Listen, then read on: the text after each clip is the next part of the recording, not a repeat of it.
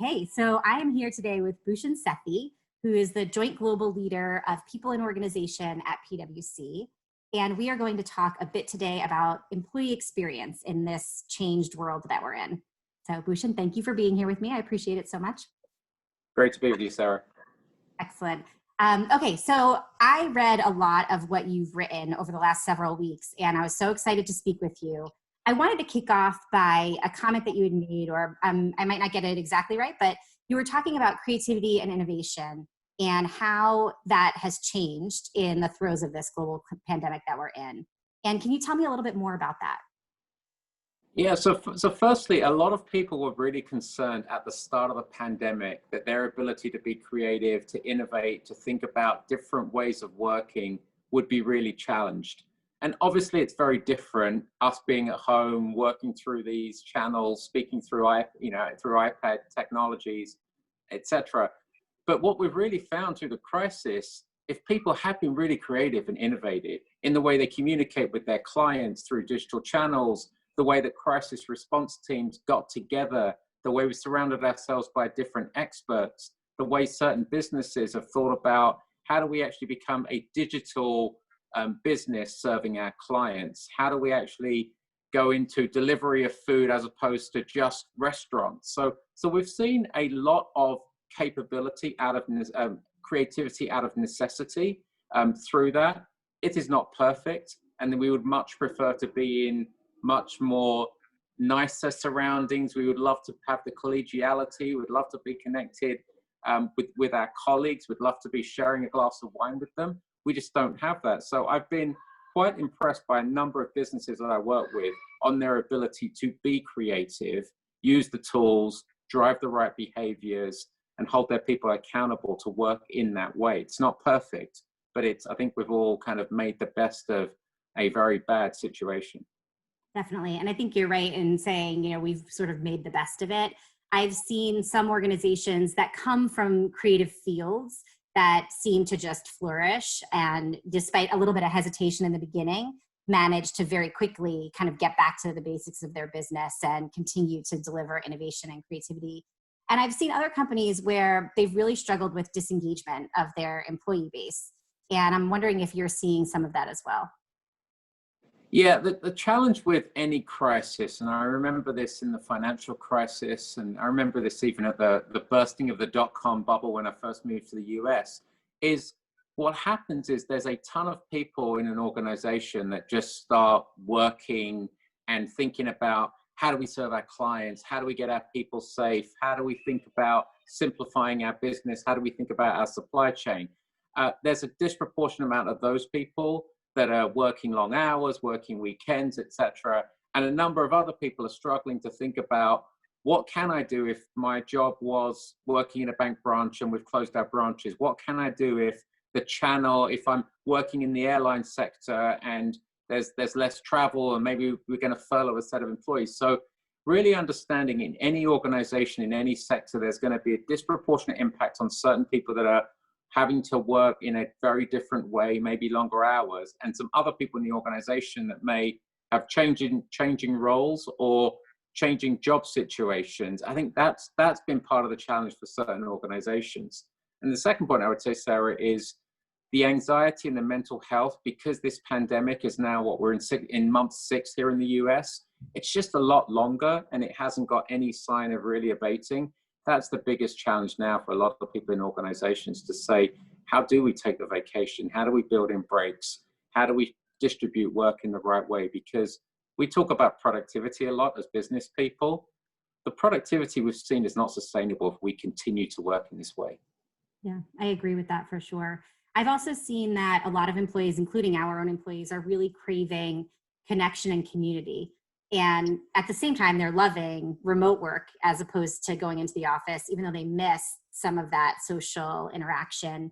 And I'm wondering how those dynamics impact the way that we think about employee experience.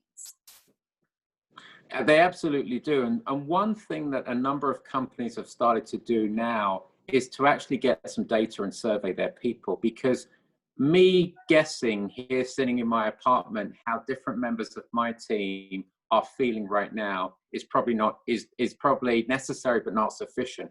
What's really sufficient is actually pulsing them and to kind of ask them, you know, through surveys and other conversations to say, what are the challenges you're having? Is it we're really worried about having to homeschool here in New York City, where public school openings have just been delayed yet again? Is it you're really worried about your own health situation? Is it just a mental health thing because you're living in a shared accommodation, it's difficult to work, and you're craving that interaction because maybe your parents live in a different country? And so really having a personalized strategy to say, how can we take away constraints that people have in their personal and work life? Because one thing we know, those two things are very blurred right now, with some data, and to say what's in the control of a particular company. Can we improve their remote work experience? Can we change the work schedule? Can we coach our leaders to be a bit more human, to actually check in with people and not send that weekend email, not make that call be 6 a.m. Pacific time if you've got a lot of people on the West Coast? I know this is easier said than done, and as people will watch this in my own team, we all don't practice what we preach. But given this thing is going to go a lot longer, we have to do this because we have to take care of our people's well-being for there to be any sense of them being productive and doing the right things for businesses and our clients. Yeah. A few weeks ago, I had read a piece in the Wall Street Journal. It was contributed by Bob Sutton from Stanford. And he was advocating for organizations to adopt a remote working charter, some agreements on how we're going to make this work as an organization. And one of the things that we've adopted or are trying to adopt is the concept of the Swiss cheese schedule, which makes what you were just saying about, like, let's not send that email so early or so late or on the weekend a little hard when you have people working all different hours. And I'm curious what your thoughts are on that. Yeah, so I think that technology can actually help us in this way. I know some organizations have actually made it clear that they don't want to have videos on Friday. We've actually done that in our own firm. It doesn't always get adopted consistently. Some firms have actually said, we're not going to send emails, you know, after 5 p.m. on a Friday. So there's ways that technology can actually help in this way. You've also got to understand the different work process. If you have a synchronous work process where you are dependent on different people in your supply chain, if you're building code that needs to be tested by another group of people in a different time zone, but it's kind of the parallel work, that is important to kind of think about in the time zone where you can work flexibly in different time zones around your own lifestyle. That might be more helpful as well. So I don't think there's going to be a one size fits all. I think the basics of give people choice, do what's right for the work process and for your business, use technology to your advantage where we can actually work different hours and we can actually build in workflow and controls. I think there's some of the things that I'm seeing with clients who are trying to address this complex problem. Yeah.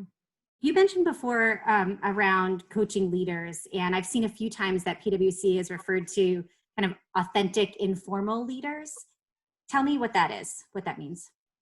Yeah, so what we see through a lot of our work around culture and our Katzenbach research group that we have is it's not just about, like, leadership's been so important through the pandemic. People want to hear from their C-suite individuals about the state of their business, the state of this virus, how decisions are being made. But what we've really seen through this crisis and through kind of other work is people can lead from any level. It's people are actually or action-oriented, getting work done, reconfiguring supply chains, going into the community, engaging with customers. And so knowing who those people are who are driving key influence in different functions, they could represent any element of diversity, that's critical to get to know. And then really engaging them in messaging, in crisis response, in rebuilding revenues, in other aspects around your community. That's the piece. So you wouldn't necessarily see these people on an org chart, and there isn't a department called Authentic Informal Leaders, but people know who they are in their organizations. And our perspective there is, if you want to drive significant change, identify and engage and activate this group of people. So we only have another minute or so together, but what's your advice for organizations who want to pursue that? So the advice around the leaders is really understand right now, what does your business need? Does your business need a set of experts who are going to come together across marketing, supply chains, and technology to solve client problems? How do you form those teams? How do we think about breaking down silos? How do you think about what has worked in the pandemic around decisions and around cross-functional teams and around good communications, and maybe managers being much more comfortable with remote working and trusting their people?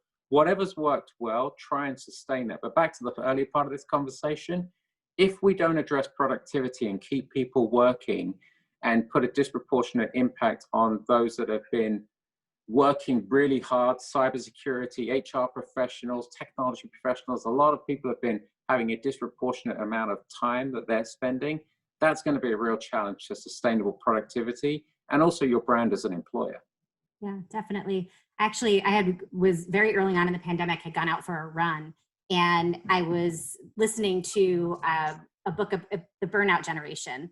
It was written by a millennial author about obviously burnout.